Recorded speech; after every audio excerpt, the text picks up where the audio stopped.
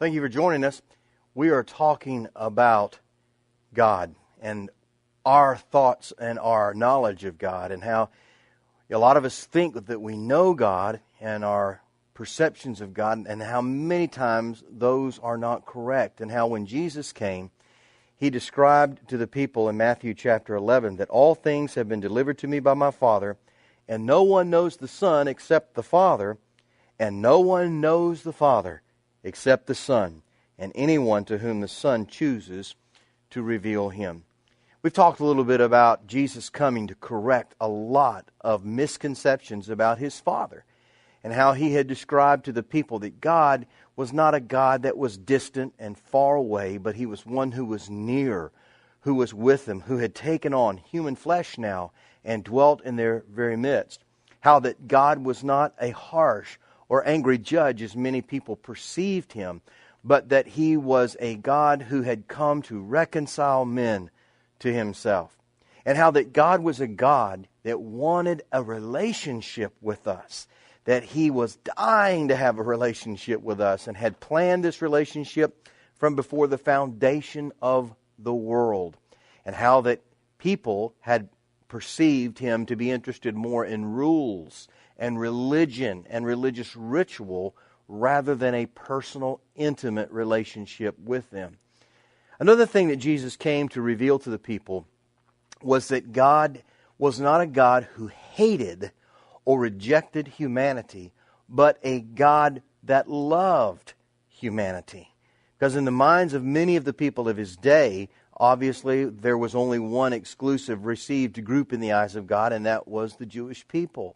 But that God looked at the Gentiles and other nations as less than. And then even amongst the people, there were people who were considered unclean, unwanted, and undesirable. Those who were out and not in.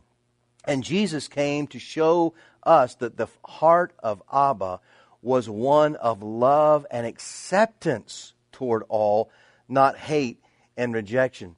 When Jesus was teaching the Sermon on the Mount in Matthew chapter 5, He said to the people, He said, "Listen, you have heard that it was said, an eye for an eye and a tooth for a tooth. But I say to you, do not resist one who is evil. But if anyone strikes you on the right hand or right cheek, turn to him the other also.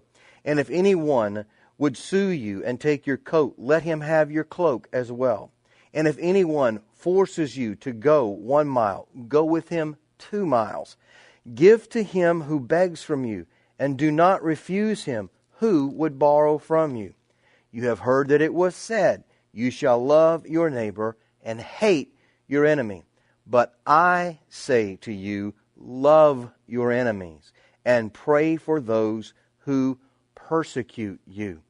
John in chapter 3 verse 16, a verse that so many of us are familiar with. For God so loved the world that He gave His only begotten Son, that whoever believes in Him would not perish, but would have everlasting life. Jesus came to show that His Abba loved all people, that He did not have just a certain chosen few that He had His affection for, but for all of humanity. Jesus came and demonstrated that through the things that He taught. Again, overriding what people's understanding of the law was, saying, listen, you have heard that it was said, but I say to you. Contradicting in their minds many times what Moses had written. Jesus came to show love, and He demonstrated it through His words. He also demonstrated it through His actions. He was willing to touch lepers, those considered unclean. He was willing down to sit and eat with tax collectors. He was willing to gently converse and lovingly converse with a Samaritan woman at the well at the wrong time, the wrong place. He was willing to release and not condemn a woman caught in adultery.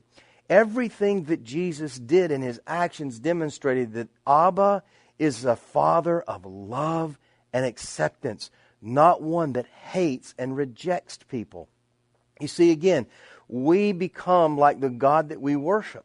And if we believe that God is a God who is angry, who is one who only has a select chosen few that He's in favor and in love with, that He is one who is that He has He's holding people at arm's length, that He is a God who rejects groups of people and has a hatred toward them, that we will be that same way. We will carry out those same actions and attitudes in relationship to others. We'll start wars. We'll reject people from our assemblies. We won't fellowship or sit down and have a meal with certain kinds of people because our image of God tells us that God hates and rejects people.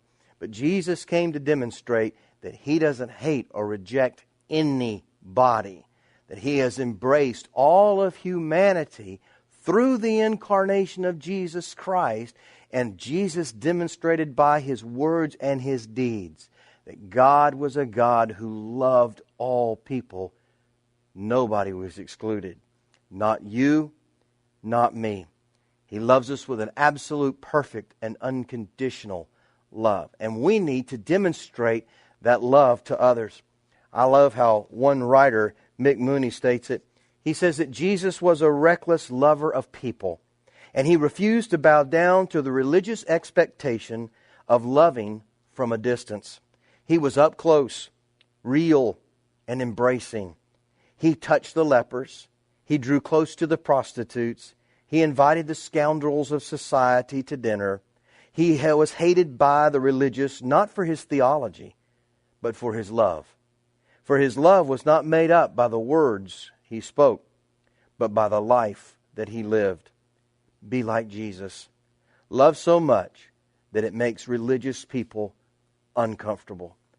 And again, we need to demonstrate that kind of love that Jesus showed us His Father has for all people. Spend some time today beholding Him who is beholding you, and lovingly smiling at you at all times.